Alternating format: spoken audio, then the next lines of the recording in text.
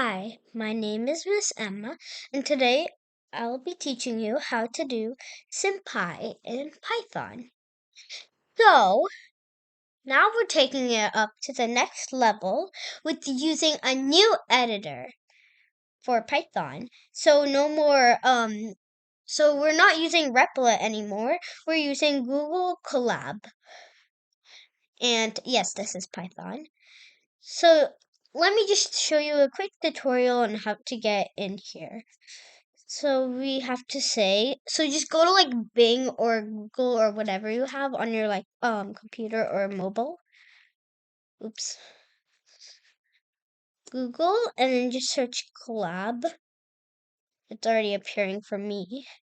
And then click on this button. Okay.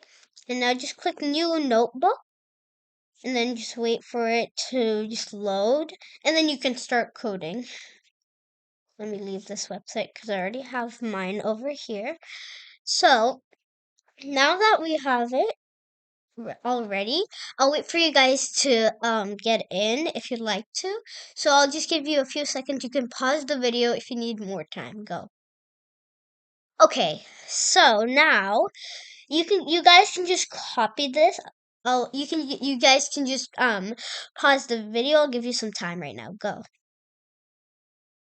Okay. So you probably already have this, and make sure you copy exactly like mine, or there's gonna be an error with your program. All right. So let me just explain what this is. So if you guys don't know, this import. So like I did like packages like a long time ago. So you guys can check that video out whenever you'd like to on my channel. Just go on my channel and find it.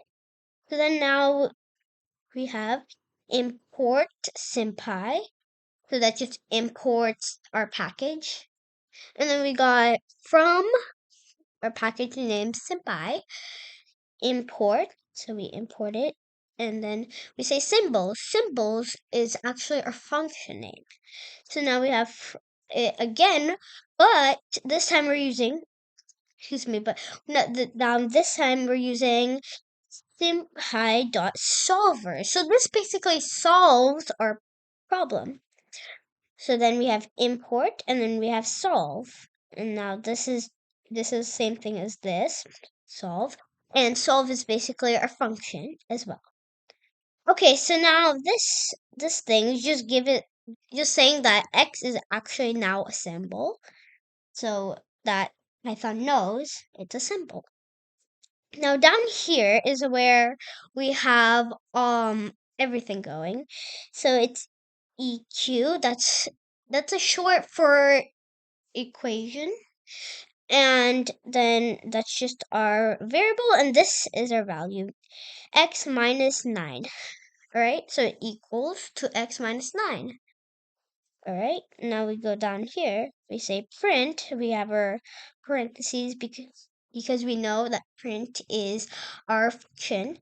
Then we have our quotes, and then we have our x equals, and then we have comma. Alright, and then we have solve, and since solve is a function, we have to have the parentheses, or parentheses, and then we have the name of this, or our, what do you call it, our variable. Now that we have that name, then we have x, because you want to find out what x is. You don't want to find out what 9 is. We already know what 9 is. 9 is 9. So now if we run it, it gives us x equals 9. And yes, it's in the list. So it's basically just in a list. But yeah, that's all. And the reason why it gives us 9 is because I already did this before, so you can go check out that video whenever you like. Because we know that x minus 9 equals, so let's say it equals 0. Like, let's just say even whatever you put, it'll always, your answer will always be 0. So, since your answer will always be 0, so we just put like the opposite of minus 9, or whatever is next to x. So that is plus 9. And yes, I already did this, so you can go check that out whenever you'd like to. And so then you bring x down, you bring our minus down, and then we do 9 minus 9, that equals 0. So then you put 0, and then you put like the equal sign, and then you do 0 minus, or not minus, I mean plus, sorry. You do 0 plus 9. Okay, and 0 plus 9 equals 9, of course, we all know that. That's simple. So we ignore the plus sign because that's actually just a regular 9. So that's how we get 9. You can just say x equals 9, and that's where we get our 9 from. Thank you for watching my video. If you're more interested in videos like this, just like and subscribe. Bye!